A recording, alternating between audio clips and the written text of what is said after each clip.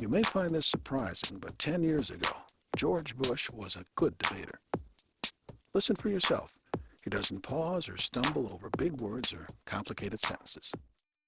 To answer your question, what Texas ought to do is determine what the mission is in the state perspective.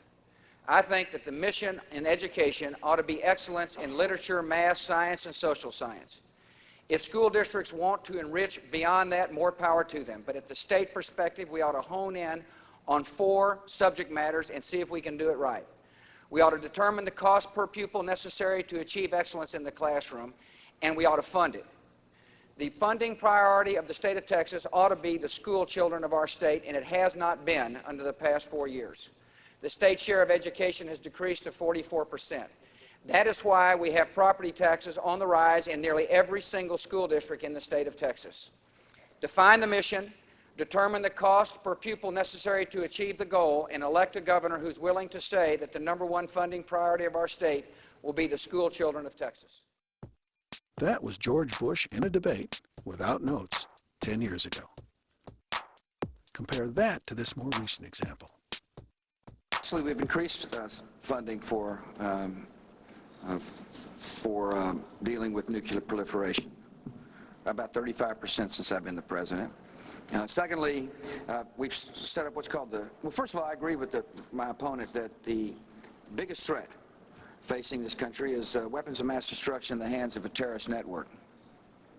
And that's why we've put proliferation as one of the centerpieces of a multi-pronged strategy to make the country safer. It's been gradual, but it's easy to see that there has been a striking decline in his sentence-by-sentence speaking skills. How big a change?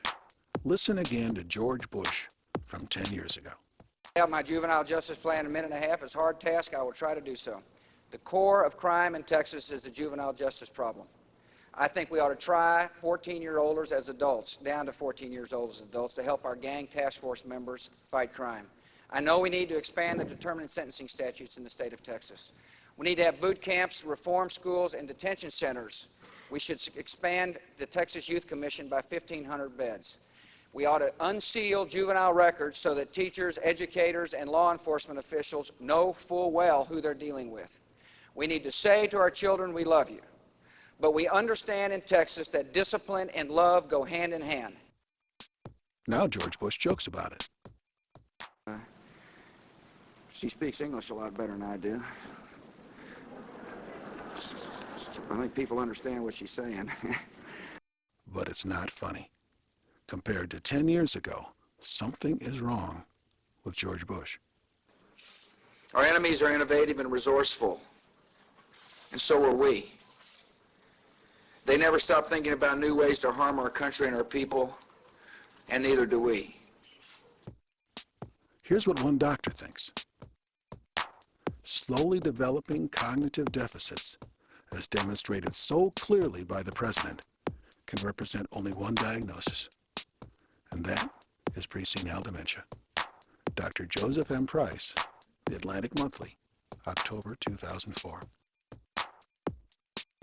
Whatever the reason, whatever the diagnosis, even when he's rehearsed and prepared, George Bush has problems that he did not have 10 years ago. And so do we. Too many good docs are getting out of business.